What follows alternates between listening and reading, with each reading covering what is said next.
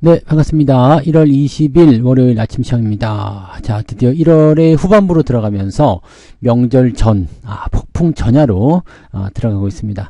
변동성이 상당히 예상이 되고 있는데, 그래도 미국장이 잘 끝났죠? 근데 더 다행스러운 소식이 뭐냐? 자, 오늘은 미국이 또 휴장입니다. 네, 마틴 루터 킹 데이죠. 그래서, 오늘 미국장이 휴장을 하는데, 너무나 좋은 소식이 뭐냐면, 지난 주말에 미국 시장이 상승 마감했다는 거죠. 자, 이렇게 되면 우리는 화요일 정도까지는 상승 흐름이 지속될 수 있을 가능성이 높다. 자, 그 다음에 FOMC가 다음 주에 있죠. 자, 그러니까 연준 위원들의 블랙아웃. 야, 이런 것들 나타나게 되면은 일단 긍정적으로 생각해야 되는 거 아닌가 판단됩니다. 자, 다우지수는 0.78, 나스닥은 1.5%, S&P 500도 1% 상승 마감을 했습니다. 분위기 좋게 끝났기 때문에요. 또 특히나 기술주들 반등도 좀 있었죠. 그래서 지난 주말에 반도체 쪽 반등이 좀 있었는데 그 부분 그대로 살려가지 않을까 생각합니다. 일단은 엔비디아가 3%, 그 다음에 인텔이 9%, 인텔이 어디에 팔려간대요? 네, 그래서 팔려간다는 소식 전해지면 일단 주가 반등하는 경우가 좀 있죠. 자, 뉴스 먼저 알아보도록 하죠. 지금 보니까 거의 대부분이 이제 뭐라 그럴까요? 홍보성, 문자, 기사 드린 것 같아 보이고요. 자, 요거 한번 볼까요? 양자 로봇 정치 테마주 열풍. 연초부터 투자 주의 경보가 있다. 양자 컴퓨터 같은 경우도 지금 등락을 거듭하고 있는 모습이기도 하고, 로봇 관련주들은 상승세 계속 이어가고 있죠. 그 다음에 정치 테마주도 불쑥불쑥 튀어오르고 있습니다. 자, 그러다 보니까 아무래도 이제 투자 주의, 위험, 이런 거 나타나는 부분이 좀 있는 것 같아요. 투자 주의, 그 다음에 경고, 그 다음에 위험이거든요. 이렇게 빨간 딱지가 붙게 되면은 대체적으로 좀 피곤해지는 상황이 좀 있습니다. 자, 지금 보면 양자 컴퓨터 관련주로는 아이윈 플러스, 코위버, 엑스게이트, KCS 이런 종목들이 투자 주의에 올랐었고요. 로봇과 정치 테마주 같은 경우는 레인보우 로보틱스, 그 다음에 로봇3AI 이런 것들이 이제 투자 주의 종목에 각각 4건, 2건씩 지정이 됐었고요. 그 다음에 코롱 모빌리티 그룹주, 그 다음에 동원금속, 오리엔트 바이오, 이런 것들 난리가 났네요. 테마주가 움직이는 경우는요, 대형주나 주도주가 움직이지 못했기 때문입니다. 그래서 걔네들을 자꾸 누르고 개별주 쪽으로 자꾸 보내는 그런 형태의 움직임이다 라고 볼 수 있는 내용이 좀 되는 거죠. 자, 이렇게 되는 상황이기 때문에 테마주 쪽으로 이제 관심을 많이 가지실 것 같은데, 요 부분들은 솔직히 얘기하면은 변동성이 심하기 때문에 조심들 하면서 대응하셔야 되지 않을까 라고 생각합니다. 이 부분 체크하시고요. 자, 트럼프가 이제 오늘 취임식을 가집니다. 그래서 트럼프 2기 출범에 따른 우리나라 증시는 약간의 변동성 이런 것들 좀 나오지 않을까 판단되고 있습니다. 견조한 고용, 그 다음에 위험 햇빛 신호로 작용해서 증시를 끌어내렸다가 안정적인 물가지표 발표 나면서 위험 선호가 다시 되돌림되고 있다라고 얘기 나옵니다. 자, 일단 트럼프 취임에 따른 중국과 일본의 금리 결정이 빅 이벤트가 될 것이다 전략이 나오고 있는데, 자, 트럼프는 중국을 배제하는 정책들을 계속 보일 것으로 생각되고 있기 때문에 중국이 현재 시점에서 이제 경기부양, 지준율과 기준금리 모두 인하시켜버린다라고 한다면 강력한 경기부양 효과가 일어날 수가 있겠죠. 그 다음에 일본 같은 경우는 지난번에 이제 정책결정위원회 이후에 금리 인상이 지연될 것이라는 전망이 우세했지만 최근에는 금리 인상 가능성을 보여주고 있다.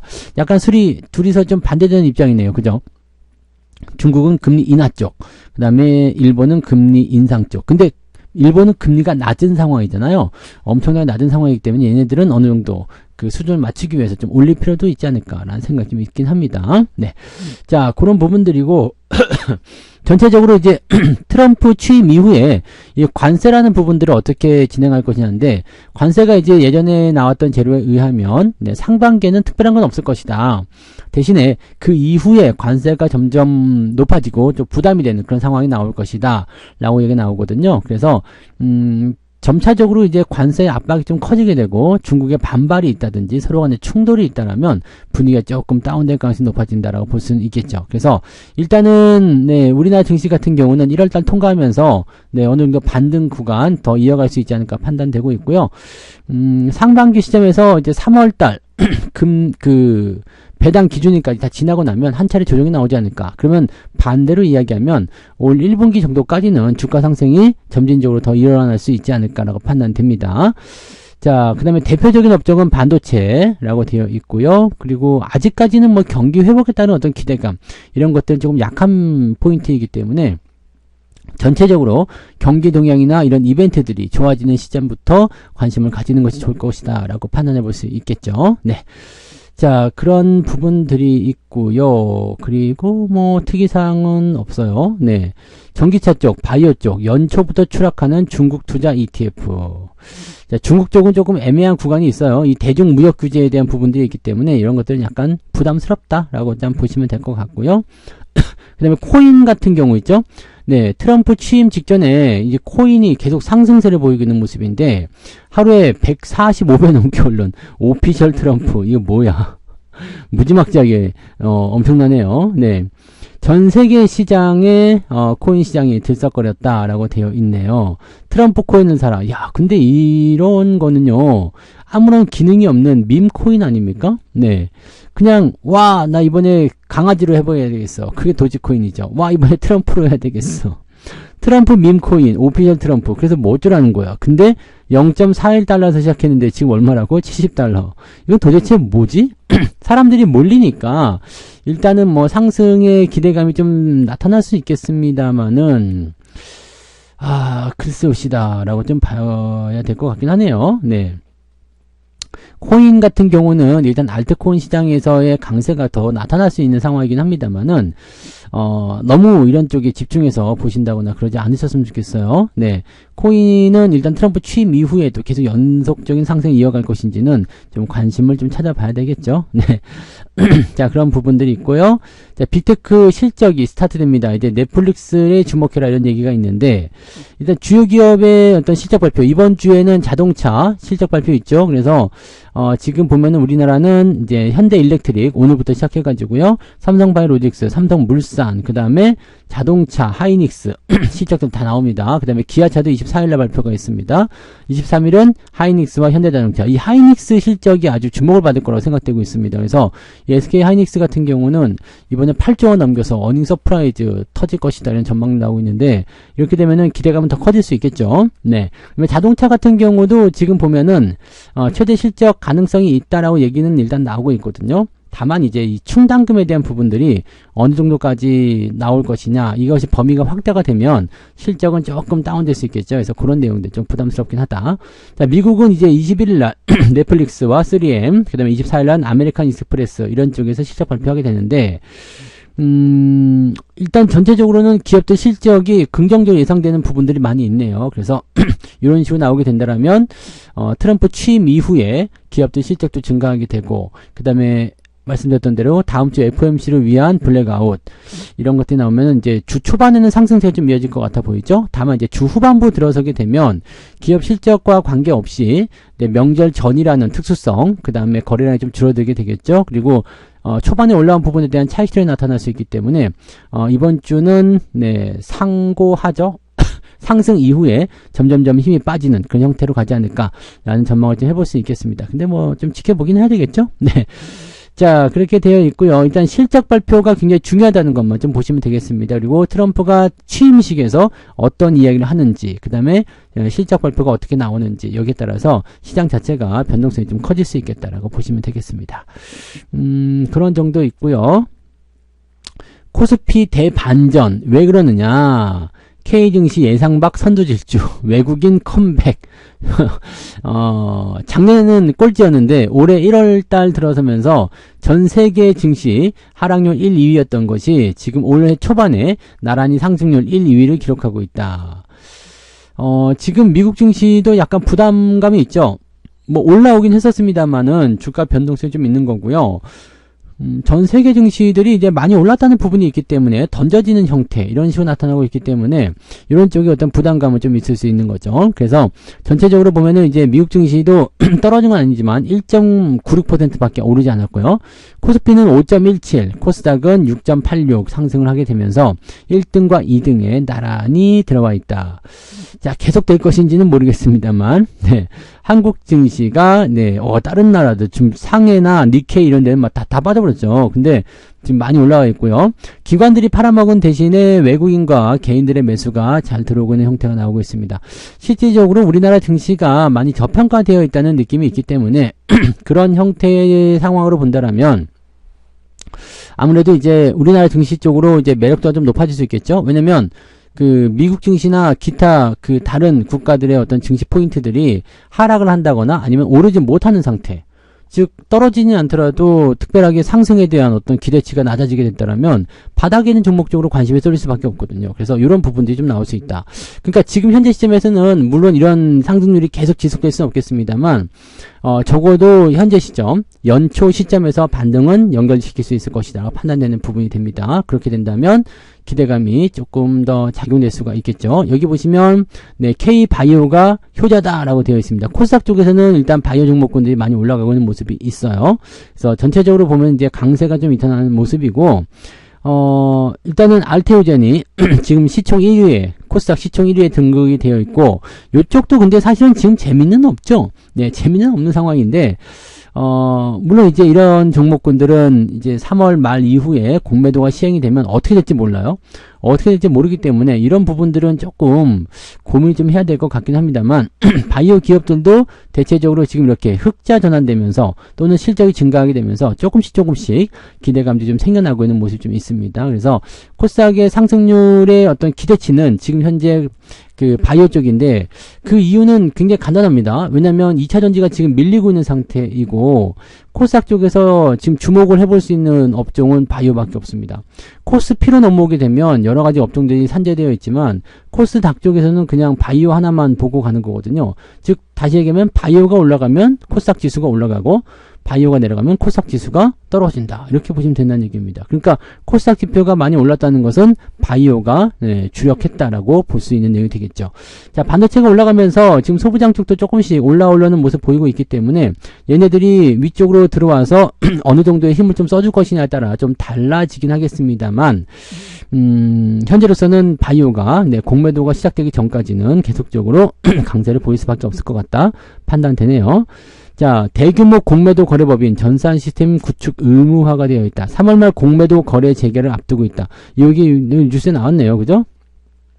그래서 지금 현재 보면은 가이드라인 최종안을 만들었고요. 19일날 발표했다라고 되어 있습니다. 그래서 지금 이제 무차익 공매도 방지를 위한 권리 의무를 강화했다. 그렇게 되어 있고요.